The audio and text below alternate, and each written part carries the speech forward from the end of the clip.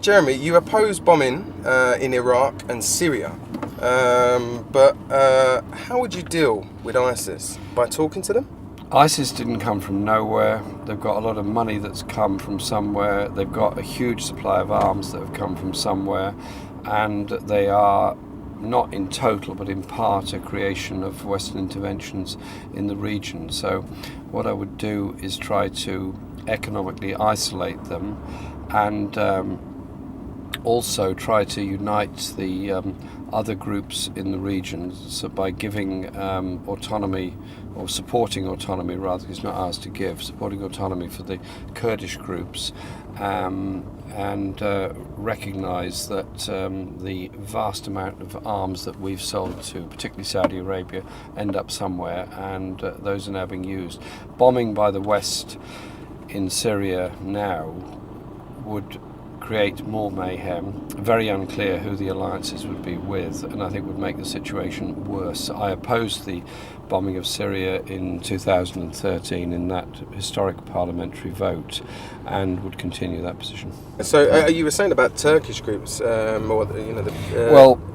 what's happening now with Turkey. I've been in Turkey many times over the years, in Istanbul, Ankara, Diyarbakir, Shirt, Izmir, and many parts all over the south and east of Turkey, and the horrendous problems that the Kurdish people have had, and the war that's gone on, and the lives that have been lost.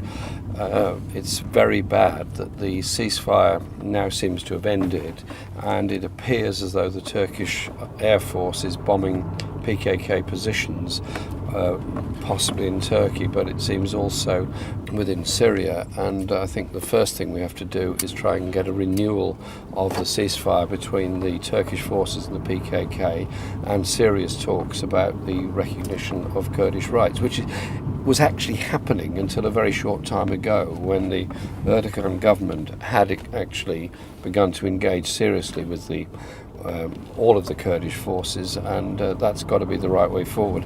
It's very complicated, but there has to be an incremental build-up by trying to deal with different issues. So there's the Kurdish issue. There's also, of course, within the region, the massive issue of Israel-Palestine, the lack of reconstruction of Gaza, the continued settlements on the West Bank, and the continued occupation of the West Bank. And Western governments have got to be far more serious about how to achieve this.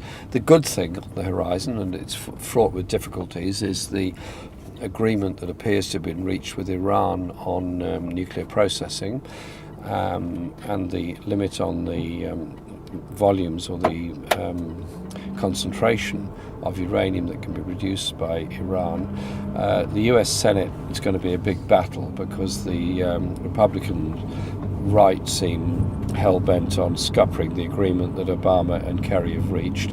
I wish the agreement also included questions of human rights in Iran.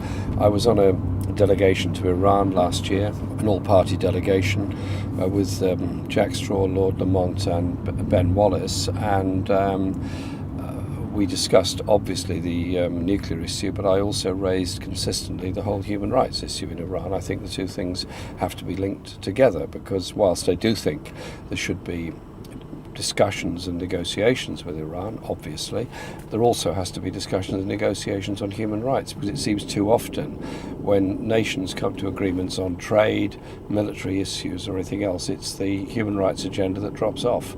It shouldn't. It should be there in the centre of it, and that is what I want to see. That made the centre of the talks.